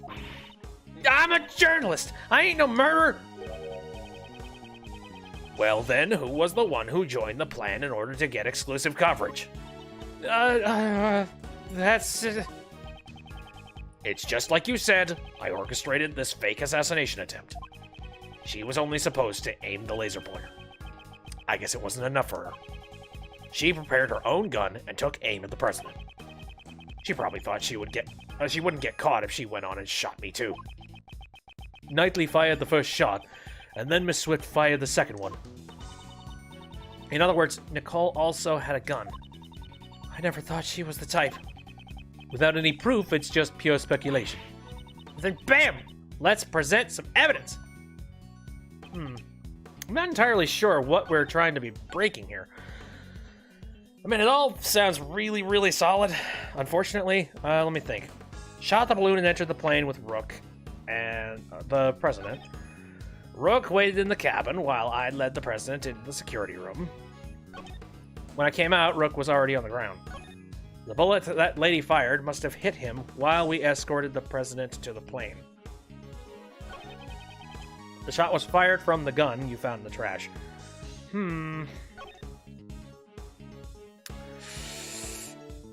No. No. 'Cause... Here's the thing. Let's take a look at the tape. The gunshots went off at the exact same time. Like, basically, like, seconds apart from each other, which means that there was no time for somebody to run into the plane. I think that might be it. The bullet that lady fired must have hit him while we escorted the president to the plane. Actually, no, that might actually make sense with the tape recording, now that I think about it. Let me take a look at the next part. Shot was fired from the gun you found in the trash. This is a good first case. It really makes you think, that's for sure. Well, if we take a look at the assassin's revolver, we can tell that there is indeed... Oh, actually, there are currently 2 bullets that are missing from this thing. So, where did that bullet go? That's a good point here. The shot was... Okay. Let me see here. The bullet that lady fired must have hit him while he escorted the president. Shot was fired from the gun you found in the trash. You know what? I don't know about that. I mean, it might have. But at the end of the day, why is there 2 bullets missing? I might be jumping a little bit too far here. No, apparently not. Awesome. So you shot the balloon, and Miss Swift shot Rook. Is that really true? I can't see it any other way. The gun we discovered in the trash was fired twice. The number of gunshots don't add up! Why don't the gunshots add up? It's simple. This gun is fake evidence left behind by the real criminal. Fake evidence? Think about it. The criminal planted this for a reason. By finding the gun, we'd assume that the assassin was in the audience. In order to make us believe that the gun was used by the assassin, the gun needed to appear as if it had been fired twice. I get it, because 2 shots were fired during the incident. However, we proved that the bullet that hit the balloon did not come from this gun. Therefore, I have my doubts as to whether this gun also took Rook's life. There it comes. You're packing some serious heat. Enough of the song and dance. You come this far, go ahead and say it. I won't just say it, I'll prove it. The one who really shot Rook is... But at this stage, I would most definitely say that you wanted somebody out of the picture. Horace Knightley, you murdered Rook. You finally said it. Knightley, you couldn't have... Tequila wasn't the only one who took advantage of the fake assassination plot. You intended to murder Rook and claim he was a victim of the assassination. Once the president had entered the security room and the door to the plane was closed, only the victim and Knightley would have been left in this room. And at that moment, you fired a 3rd bullet directly at Rook! A 3rd bullet? Only 2 gunshots were heard. The numbers don't match up. The plane's walls are soundproof. If the door was closed, the gunshot would not have been heard outside.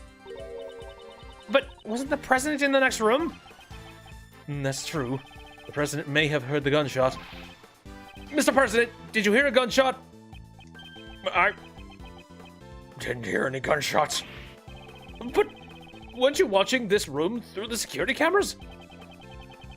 The cameras in this room aren't usually turned on. I turned on the power after I entered the security room. So you didn't turn on the power immediately after entering the room? No. Actually, I... What is it? He's not being clear. Mr. President, focus. This is vital.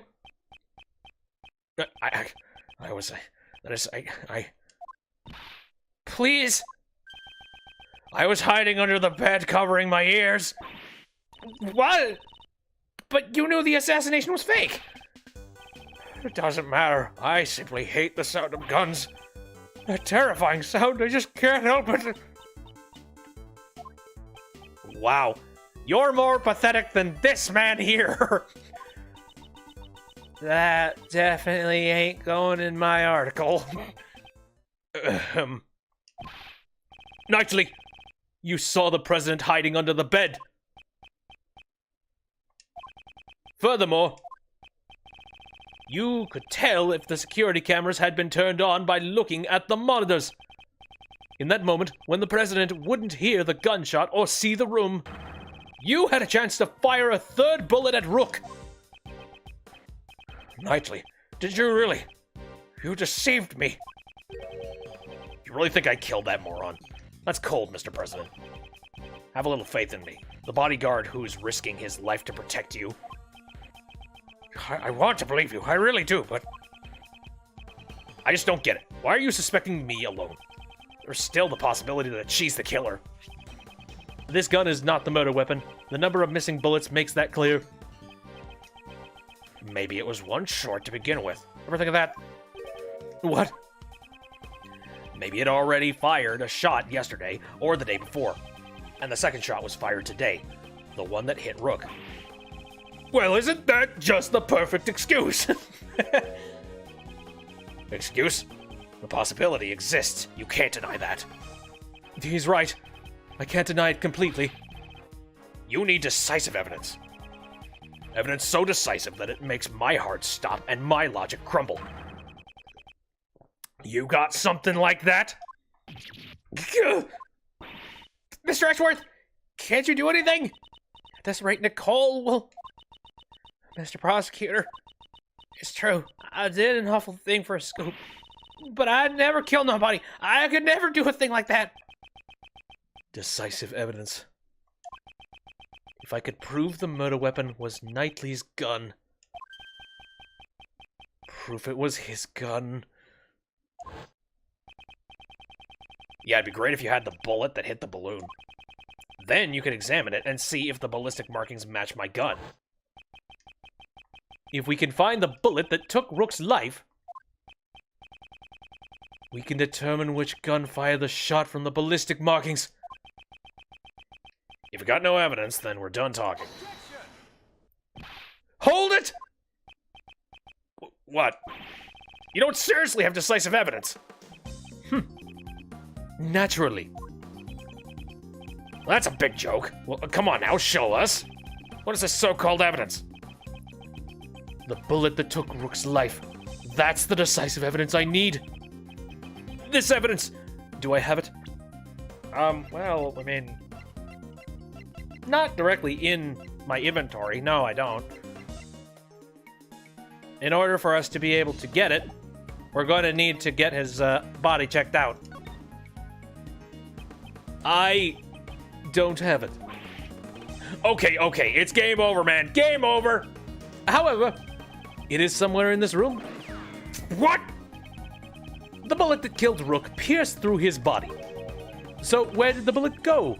Earlier, you explained it like this. Wait, the bullet that took Rook's life pierced through his body and then hit the vest. That's right. It'd be dangerous if he hadn't worn that bulletproof vest. However, now that the fake assassination plan has come to light, we know that the bullet in the bulletproof vest was prepared earlier.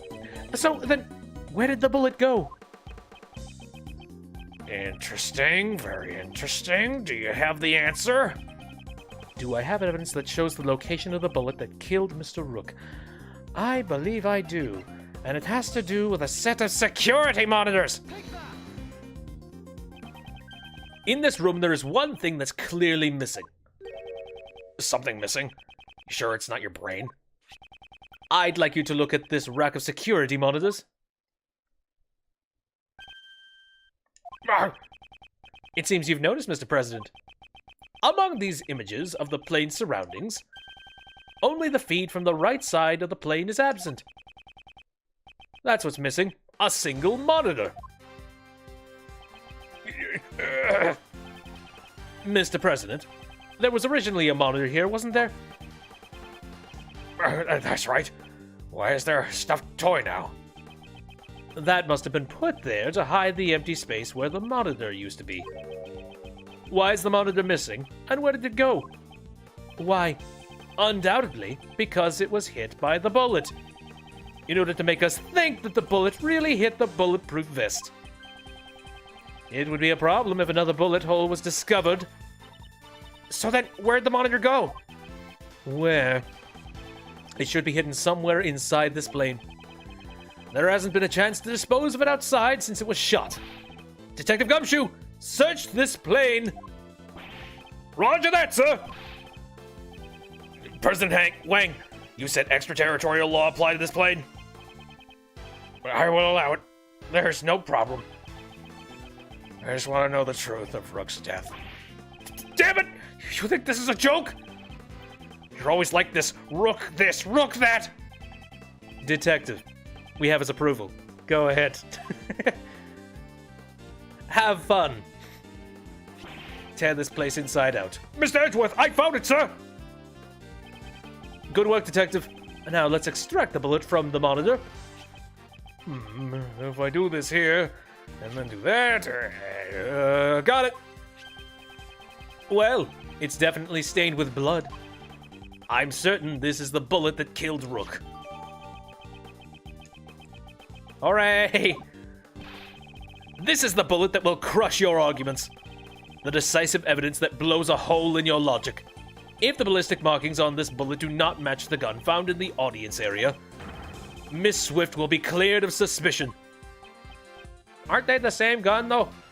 That might not work. I mean, they do have individual different, different markings based off of the gun and how it was manufactured, so maybe? What's wrong? Cat got your tongue? Detective, we need to examine the ballistic markings. Send the gun and the bullet to forensics. Roger! We should be able to find clear markings on this bullet, sir. And they're very quick to respond, so this shouldn't take too long. Now then, let's listen to the forensic report. Reporting. First, the blood on this bullet matches the victim's blood. So this bullet really did take Rook's life. Also, Horace Knightley's fingerprints were found on this gun. Knightley's fingerprints probably came from when he took all of our evidence. The real issue is the ballistic markings. If the markings don't match, Miss Swift will be cleared of suspicion. And the bullet's ballistic markings match this gun. What? They match? What? No way! There's no mistake. The bullet was fired from this gun. What?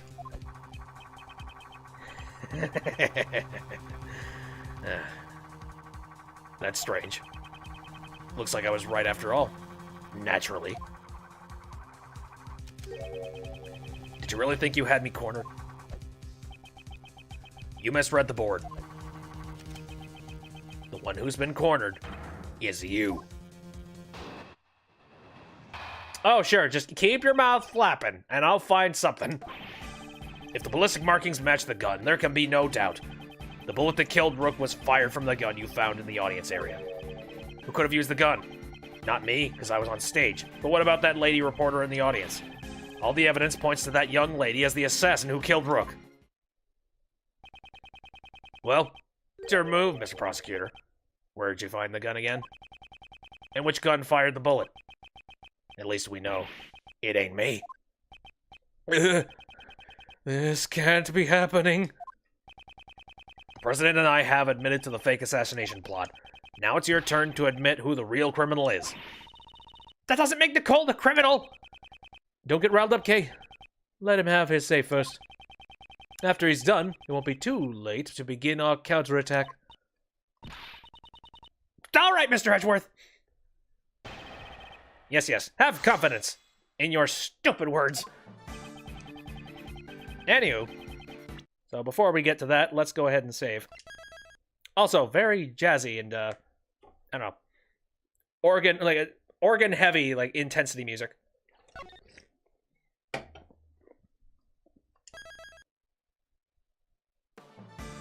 Alright, ballistic markings match a gun, there can be no doubt. No, that's... Didn't you say it earlier? This is the decisive evidence. Well, how does it feel to have a hole blown through your reasoning? The ballistic markings matched the gun we found, so, does that mean Nicole was really the shooter? I'd like to believe otherwise. But he's got the decisive evidence on his side, sir. Indeed. How should I proceed? If Miss Swift isn't the killer, then the ballistic markings should not match. Thoughts, Kay? If the evidence is impossible, then maybe we should doubt the evidence itself, right? Doubt the evidence? Nicole's definitely not a criminal, so if the evidence says that she's a criminal, there must be something wrong with it. You seem awfully sure of yourself. That's a great thief's intuition. Intuition... Still, it's quite possible. Above all, Miss Swift doesn't seem like the type of person to tell such elaborate lies. In court, all evidence is everything. The evidence is everything, rather. And yet, here I am doubting it. Which evidence do I doubt? The gun. The bullets. Neither. I don't think neither is the option. What do I doubt in this circumstance? Well, the bullet was found inside the television. And that's the bullet that clearly passed directly through Rook. So, clearly I don't know if we should be... The bullet is absolutely what we are attempting to try and make legitimate. So we should be trying to doubt the gun. If anything's suspect here, it can only be the gun. The bullet was discovered just a moment ago. It couldn't have been tampered with yet. Did Knightley have a chance to tamper with the gun? You shall hand over all the evidence you've collected thus far and leave the plane at once. Hey, Mr. Prosecutor, be a good boy and do as you're told. I cannot resist any longer. That's it! He could have tampered with the gun at that time! There's no doubt that this gun is the real weapon! In that case, the owner of the gun is... Have to be him! He must have switched the guns! Without a doubt, this is Knightley's own gun! Got it. The bullet that killed... Okay. The bullets that killed Rook was fired from the gun. Ballistic markings match the gun. There can be no doubt. Who could have used the gun? Not me, because I was on stage. But what about that lady reporter in the audience? All the evidence points to that young lady as the assassin who killed Rook. The ballistic markings match the gun we discovered in the trash can. When did Knightley have the opportunity to touch the gun? It could only have been when I handed over the evidence. Mr. Edgeworth, is there anything we can do? Our reasoning up until now has not been wrong. This is an obstacle we have to overcome. Doesn't he have decisive evidence? A testimony born from lies will always contain a contradiction. Firstly, I'll need to press Knightley for more details. Well, we've got a pretty good bit of details now, but... What should I present the gun on? Because I think that's what we're doing here. The bullet that killed fire from the gun you found in the audience area. Ah! The contradiction is that this was not in the, match ever. I done the thing! Knightley! Sorry, getting a little discombobulated, but I got it. You fiend! You switched the guns! The gun that matched the ballistic markings was yours all along! Interesting choice move you made there. The switch occurred at the time you seized the evidence, when we were arguing with the president over the investigation rights. You detached the laser sight from the gun found in the audience area and attached it to your gun. Then, when you returned the evidence, you gave me your own gun. Did I do that? So what you're saying is that I knew you'd want to examine the ballistic markings. Indeed. Staying one move ahead of your opponent. Isn't that the fundamental rule of chess? Stop freaking... I'm glad you feel that way, Mr. Prosecutor. But you're giving me too much credit. Besides, can you even prove I pulled the old switcheroo with the guns? Logic part 2. So the gun happens to be the same model as mine. Pure coincidence. But take a closer look. Only one of them has a laser pointer attached to it. Check the number of bullets left in the chamber. Only 2 shots fired, see? There's no evidence that I switched the guns, right? Giving you too much credit? That hardly sounds like something you'd say. Guess I'm just more modest than you. Well, except when I'm in front of a chessboard. But we're not in front of a chessboard. That's too bad. Don't use that as an excuse later. I didn't lose the game. I just couldn't find enough evidence. You're the one who should have an excuse ready. You didn't beat me at chess. You only found the evidence.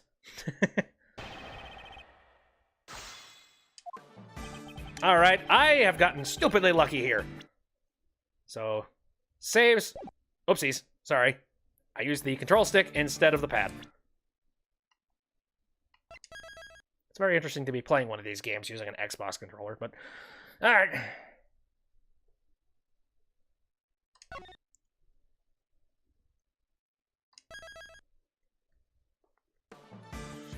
Gun happens to be the same model as mine. I think I'm gonna try and press some stuff here. Coincidence, you say? Or perhaps it was simply bound to happen. Which was it, pal? Us bodyguards need to use them to protect the president. And no matter how you slice it, that lady is a total amateur with guns. It was necessary for both of us to use revolvers. A revolver? Like the one Knightley's carrying? Why would it be necessary? It has a simple mechanism, so it's easier to use. Something along those lines, probably. When you gotta get the job done, or if you're new to this sort of thing, there's nothing better. The truth is, I thought it was pure coincidence all along. But take a close look. Only one of them had a laser pointer attached to it. You attached the laser pointer to the gun yourself. Oh yeah? Prove it. Show me the evidence. Well, that's... You can't go around calling people liars without proof. Didn't your daddy teach you that? On that point, I've got evidence on my side. Check the number of bullets left in the chamber. Only 2 shots fired, see? Something's been bothering me for a while now. What about the chamber of your own gun? My woman here? Now that you mention it. He probably put new bullets in. He's real quick with this shit. I've been firing it off for a while now. Every time he fires, he reloads the gun. It's like an FPS. So there's no way to check its status from the time of the incident. That's it! In order to switch the guns, he would have needed to reload the bullets. Knightley is barehanded, and he had no time to put on gloves when the switch was made. Well, I think it's about time for you to resign. How about it, Prosecutor Edgeworth? There's no evidence that I switched the guns, right? Maybe not. Let's see. Yeah, we have... Yeah, this is supposedly the gun that did the killing. Well, your fingerprints will be on the bullets! I mean, the game literally told me the answer, but... That evidence is this. You call that evidence, Prosecutor Edgeworth? You're trying too hard. Certainly traces were left on this gun. Traces that prove this gun belonged to you. Show it to me. What kind of pieces you got? A rook? A bishop? It's better not to be a pawn. The traces Knightley left on the gun are...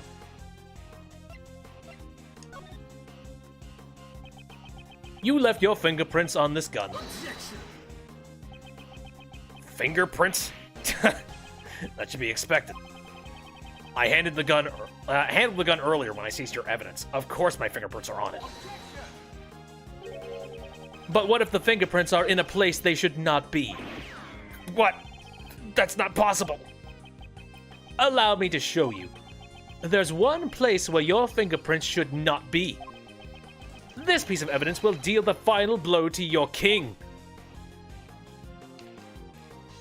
Yup. Let's go ahead and take them all out and hand them over to forensics. Here, Detective Gumshoe, please have a look at this cylinder. 2 shots were fired, sir, but where would the fingerprints be? Where would the fingerprints be? They would probably be on the bullets. You made the switch when you seized the evidence earlier. However, if all you did was switch the guns, you would have been found out right away. That's because the number of bullets fired by the two guns are different. The gun found in the audience area had fired 2 shots, sir. Then what about Mr. Knightley's gun? He fired 2 shots. Wait, sorry, wrong voice. Fired 2 shots at the balloon when he was on stage. And later, 1 shot to kill Rook. 3 shots in total, not counting the number of shots he fired since then. And after each of those times, you would reload the bullets. Tell us, Knightley, were you wearing gloves when doing that? Officer, in your report earlier, where were the Knightley's fingerprints found on the gun? Sir, the prints weren't just found on the outside of the gun. They were also found on the bullets as well. Why didn't you say something, you idiot? If all you did was handle the evidence, why would your fingerprints be on the bullets? Yeah, that's it. With this, it has been proven that you switched the guns. The gun which fired the bullet that took the victim's life, it belongs to you, Horace Knightley. You're the one who stole Rook's life. You are the true assassin. I'm...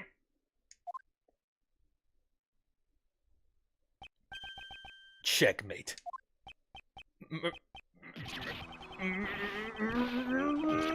He's gonna take off. He's moved. That's not a fidget spinner, you asshole. Oh, dang. That's a lot of stuff. And I saw a badger there. But I think that was a lot of Easter eggs all at once. I should have been made leader. Me? Rook, that piece of scum. If it hadn't been for him, I would have had complete control over everybody. My assassination plan, it was perfect. My plan was perfect.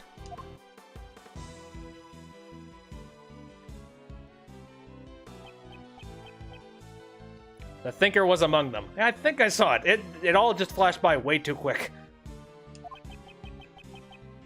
Detective Gumshoe, if you please. Roger that, sir. You're under arrest, sleazebag. Edgeworth! This game isn't over yet. You hear me? That's enough.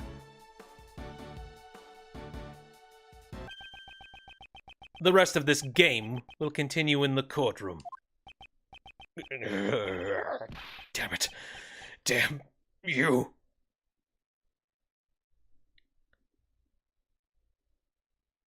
Yeah. Hope your neck heals well, buddy. March 25th, 5:12 p.m. Gord Lake Park, stage. You have my gratitude. You exposed a murderer amongst my bodyguards, and for that I am truly in your debt. As soon as he stepped outside the plane, he reverted back to his king-like persona. Yeah, no point in using it directly in front of you nowadays, though. Some time ago, when I proposed the fake assassination plan. You want me, and not Rook? Rook declined, so I'm asking you, what do you say? How long do I think it takes for Huang to breathe in that much air? I'm gonna say... No, it's not a question of how long it takes for him to do it. It's a question of how much, like, pressure per square inch possibly goes into his lung at all time. And so I am assuming this man has metal lungs. Alright, let's do this. I'll come up with the perfect plan. I can even use that guy as a chess piece.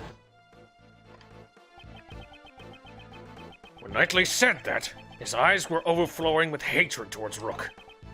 Frankly, I was quite anxious about asking Knightley instead of Rook. Now that I recall those events, he probably sensed the anxiety in my countenance. Perhaps that is what gave him the impetus for murder. Mr. President, if you had not orchestrated that fake plan, this would not have happened. That is your sin. A sin that won't disappear.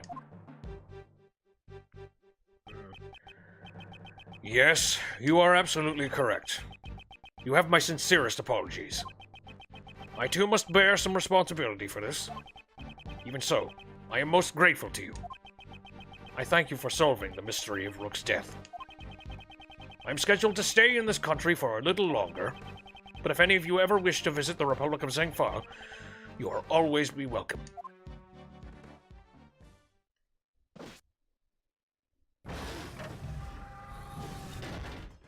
Well, good thing we didn't get locked out. You're gonna be arrested, ma'am. I just... Oh, Lordy, thank you, thank you, thank you! I'm so happy for you, Nicole.